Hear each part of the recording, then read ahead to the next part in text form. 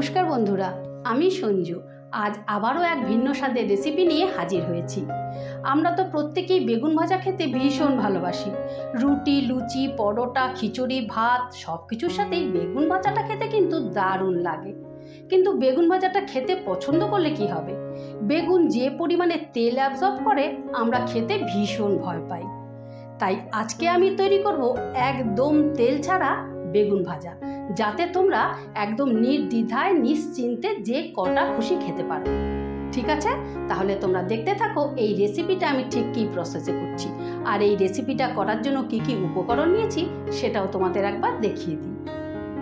বন্ধুরা, রেসিপিটা করার জন্য আমি এখানে একটা বড় সাইজের বেগুনকে ঠিক এইভাবে চাক চাক করে কেটে নিয়েছি লঙ্কার গুঁড়ো, হলুদের গুঁড়ো, নুন, চালের গুঁড়ো, ময়দা।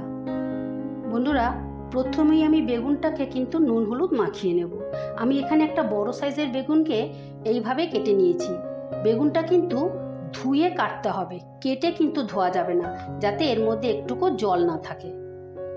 প্রথমেই দিয়ে দিচ্ছি স্বাদ মতো নুন,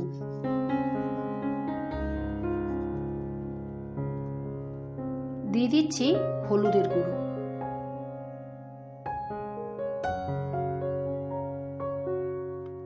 দিয়ে দিচ্ছি সামান্য একটু করে লঙ্কার গুঁড়ো, যাতে একটু খেতে স্পাইসি হয় সেই জন্য লঙ্কার গুঁড়োটা দেওয়া।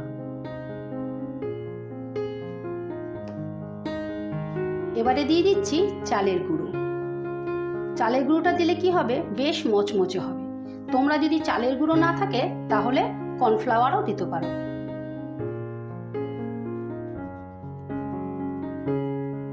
এবারে দিয়ে দিচ্ছি ময়দা।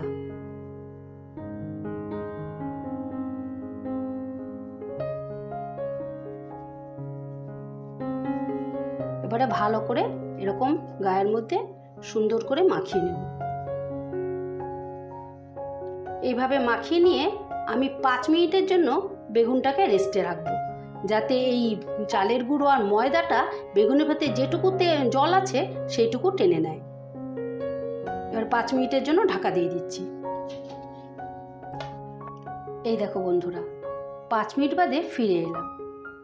দেখো কি সুন্দর মশলাগুলো বসে গেছে। এর ভেতরে যে জলটা ছিল তাতেই মশলাগুলো বসে গেছে। এবারে আমি বেগুনগুলো ভেজে নেব। বন্ধুরা, বেগুনগুলো ভাজার জন্য আমি একটা প্যান বসিয়ে দিয়েছি। এবারে আমি এই 2 থেকে 3 ফোঁটা তেল দেব। জাস্ট প্যানটাকে একটু অয়েলি, একদম ড্রাই ছিল সেই জন্য একটু অয়েলি করার জন্য। তোমরা টিস্যু পেপার বা এরকম বেগুনের বোটা দিয়েও মাখিয়ে নিতে পারো। এই দেখো একদমই তেল নেই। এবারে বেগুনগুলো দিয়ে দিচ্ছি।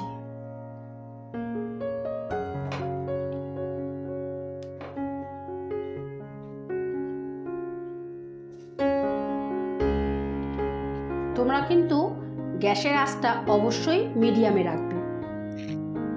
এবারে আমি 2 মিনিটের জন্য ঢাকা দিয়ে দিচ্ছি। একটু ধৈর্য ধরে আস্তে আস্তে বেগুনগুলো ভাজতে হবে।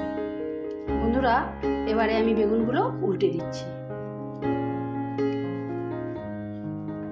এই দেখো কিরকম ক্রিস্পি হয়েছে। এবারে সামান্য একটু জলের ছিটা দিয়ে দেব।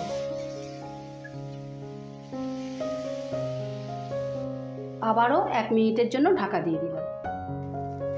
এই দেখো বন্ধুরা, এই রকম লাল লাল করে তেল ছাড়া বেগুন ভেজে নিতে পারো।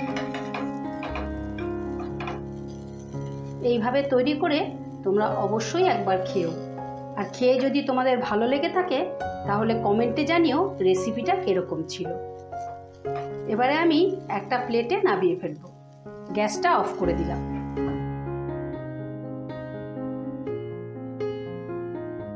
বন্ধুরা, বেগুনগুলো যেহেতু একেবারে ড্রাই, সেই জন্য দেখার সৌন্দর্যের জন্য তোমরা ওপর থেকে সামান্য তেল ব্রাশ করে দিতে পারো, তাহলে দেখতে ভালো লাগবে। এই দেখো বন্ধুরা, তেল ছাড়া বেগুন ভাজা ফাইনালি রেডি। তোমরা কিন্তু এইভাবে তৈরি করে অবশ্যই একবার খেও, আর খেয়ে যদি ভালো লেগে থাকে তাহলে আমার চ্যানেলটা সাবস্ক্রাইব করে রাখার অনুরোধ রইল। আমার চ্যানেলে এই রকম নিত্য নতুন রেসিপি আসতেই থাকে। ঠিক আছে, তাহলে আজ আসি, কাল আবারও কোনো নতুন রেসিপি নিয়ে হাজির হব। টাটা।